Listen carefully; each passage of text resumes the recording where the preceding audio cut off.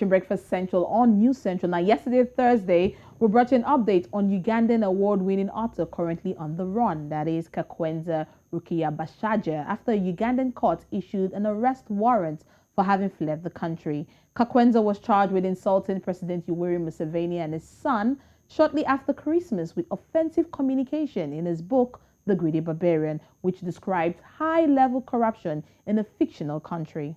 After undergoing torture and living for dead before finally gaining respite, Kwakwenza snuck out of Uganda without the notice of his oppressors. We had an exclusive chat with the author a few hours ago, and here is half of the interview. Well, today here live on NC Exclusive, we do have Kakwenza joining us, and we will be talking to him about the entire ordeal. Thank you so much for being here and obliging to talk to us here at News Central. Thank you so very much for hosting me and giving me the audience. All right, Kakwenza, let's start off first. We do know that your situation, your case is one that a lot of people have been talking about. The European Union, out there in America, different countries, also African countries, especially African countries that have been monitoring this story of yours very closely. Not too long ago, a few hours ago, prosecutors have asked that the Kampala court issue a warrant of arrest against the satirical novelist, which is yourself, after you actually failed to show up for the trial. Let's start off first by saying, are you worried about the court order once again? How can I get worried about the court order that is not enforceable in my jurisdiction? My jurisdiction right now is Europe, and the court order is only enforceable in Uganda. It doesn't even cross borders. Why should I get worried about such a stupid order? All right, so has there been any communication to you, especially where you are in Europe? First of all, do you mind telling us where you are now? Right now, I'm in Amsterdam, and in a few hours, I'll be in Greece. Yes. Okay, interesting. So that means we cannot rightly say that you are at this location at the same time. But let's ask this question first off, Kakwenza. What was the ordeal like for you, especially knowing that it's a case of David and Saul in the proverbial statement and story in the Bible, where you're being chased non-stop?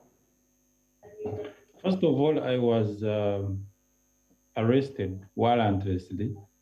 The people who arrested me, the SFC, which is responsible for giving security to the president and his immediate relatives, they came and surrounded my house and broke into it through a window. They broke the burglar proof and violently arrested me. They did not have any arrest warrant, and they kept me in their illegal detention center, that is SFC torture dungeons, where they tortured me for 14 days in total disrespect of the law, total disrespect of a writ of habeas corpus that had been issued out by the High Court to produce me dead or alive in court, or release me unconditionally.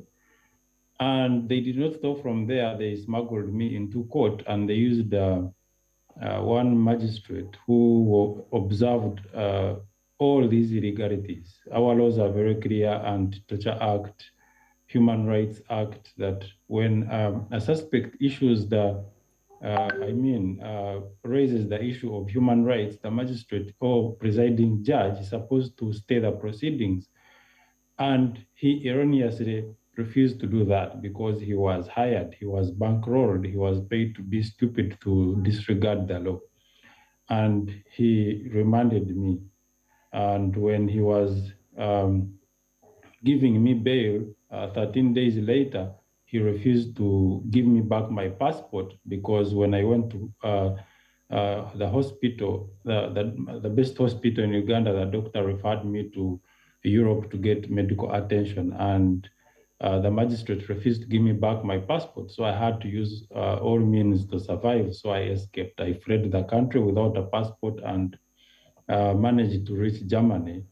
You know, imagine a magistrate who continues the prosecution when the state I was in, I was limping, I was oozing pus, I was swollen, and he did not respect my human rights. Instead, he decided to work with my tormentors to proliferate my political persecution. So I said, no, I cannot continue with such illegalities. I decided to flee the country. And right now, to issue an arrest warrant against me, even when I have not shacked court for more than 3 times, as it is supposed to be. On the first time I have not gone to court, he's issuing out such illegal arrest warrants for what? And doesn't he know that I fled the country? He should maybe try to do an international arrest warrant. That will scare me, but a local arrest warrant can never scare me. Right. Now, we know you are in a safe location. We've talked about how things have been for you. How's life been, by the way, being as a fugitive, seeking the freedom and the right to live? I mean, sadly, outside the country.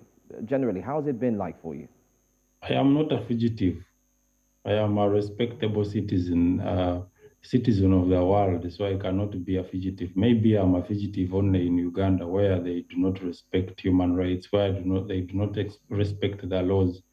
But elsewhere in the world, I'm free to move as I want. So I cannot call myself a fugitive. I cannot call myself an asylum seeker. I cannot call myself a refugee. No, I refuse to do that.